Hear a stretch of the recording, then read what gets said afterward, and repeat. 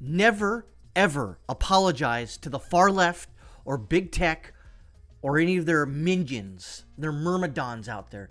You don't do it. Case in point, look what happened to Joe Rogan. He may have good in his heart to apologize for saying words in context that I guess if you say out of context in a rap video, that's fine. You're okay. But a white guy says it, and believe you and me, folks out there in Lazo Land, Joe Rogan is not on the right. He is I wouldn't say he's a far leftist because I would even say that just because he believes in the Second Amendment and firearm ownership doesn't necessarily mean that he's on the right somehow. He's actually said it numerous times. He's never voted for anybody on the right side of the political spectrum. He believes what Andrew Yang has to say. He's had Bernie Sanders on, who he probably voted for, I think. So, what's the deal? Why are they going after him? Well, think about this. Violent leftists who take over a country, the people who help those violent leftists take over that country are the first people to end up in shallow graves or in mass graves. That's just the way it goes. It's always been that way. Your useful idiots, you got to get rid of them because they're the most violent, the most quick to turn on you. So you get rid of them first. This is the same relative ballpark for Joe Rogan. He dared question the efficacy of the jib jab. He didn't say not do it. He just says, hey, if you're old, you probably should get it. You know what he said. I'm not going to go out here and repeat it. But he didn't come out and say don't do it. He didn't say don't do it. He just says I have questions, and here's these doctors that have a different point of view. And our government, that we have money taken away from our paychecks to prop them up, unfortunately. Our government went out to these big tech platforms and said, you need to cancel Joe Rogan because he's questioning us, the esteemed medical experts. Okay, we'll do that. And so you have these big tech platforms go out there and try to cancel Joe Rogan. And again, I enjoy some of Joe Rogan's podcasts, but I do know that every time I listen to him, I'm like, he's on the far left. He is not politically aligned to me, even though he is for freedom, but he's for the freedom of the far leftists. He's not for the freedom, how I interpret freedom, absolute freedom. No, he's not about that. He's about, the Andrew Yang thing, we should probably give people money, basic income every month. Why? Because we can afford it. Really? We can afford it. Make no mistake. When this on, our government's involved in the canceling of Joe Rogan. And so what did Joe Rogan do? Well, he fucking apologized. Twice. You don't fucking apologize. I don't care if you're in the fucking wrong. You don't motherfucking apologize to these assholes on the far left. No one gave a shit about what Joe Rogan said 10 years ago. Why? Because it was in context. You know what context is, right? Right. But you see, the far left doesn't care about context. Only if it basically contorts to their meaning of context and if it helps them out. So what Joe Rogan did, he apologized twice. Blood in the water, and the shark started circling.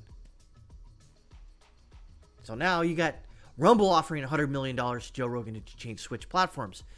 Now, as of right now, fucking statement out.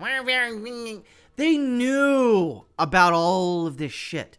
And they didn't care because they saw the money that would come if they signed on to Joe Rogan. And he signed them on. And they're like, we're so sorry that you guys out there, probably two people that were offended, probably blue-haired wackadoodles. But they got all offended because what Joe Rogan said in context of his show, and they put this video out of him dropping N-bombs. Without context, obviously, Because if you show the context, it makes a whole lot of difference. But no. You can't show the truth when you're trying to push a certain narrative.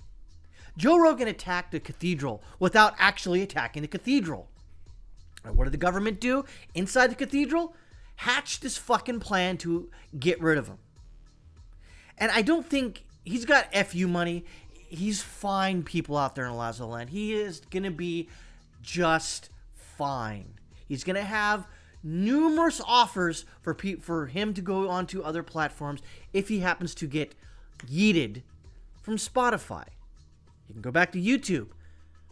And he can go to Rumble, as you see right here. But you don't apologize. You can't apologize. Because an apology isn't going to work. It won't work. It never works.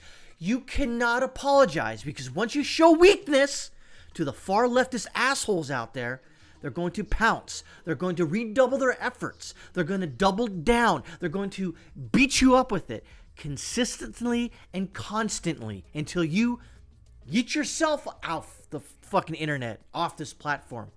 This is what happens. You can't apologize. You don't do it. Ask anybody who's been canceled before. Don't fucking apologize. It is a stupid fucking thing to do, and the far left is not looking for a heartfelt apology, saying, I'm sorry, I shouldn't have said words, even though I was using it in context of what I was discussing. They're not going to accept your apology. That is not their MO is not to accept your apology. Their MO and their goal was to you admit defeat, admit fault, admit that you fucked up. And then you've done it twice. They're like this. They're my friends out there in Lazo Land. This is why you don't apologize. But you see, Joe Rogan is kind of a meathead. He's kind of stupid when it comes to this. He's like, those people who, love me, they're going to have my back. They don't have your back, Joe. I don't necessarily have your back. I don't necessarily agree with them canceling you, but you should have fucking saw this coming. You should have fucking said, no, I ain't fucking apologizing. Go fuck yourself. You didn't do that. You capitulated. You showed your soft underbelly, and they fucking pounced and attacked you. That is a stupid fucking thing to do. Did you learn from this, Joe? Probably not. Joe Rogan did not learn from this at all. Again, you can't apologize. And that's usually when you apologize, you're sort of showing some sort of, basis of growth. There's like, well, I know I messed up. You can't do it anymore. You cannot fucking apologize at all. You can't do it. I don't care if there's receipts. They got you on tape saying something. And you're saying, yes, I did this because of X, Y, and Z. You don't fucking apologize. You basically, you can say, yeah, I said it, moving right along, or asked and answered, and move right along. You can't do it. But Joe Rogan, thinking that these fucking assholes have his back, which they do not, this is what happens. It's sad, but this is how things work now. You can't apologize.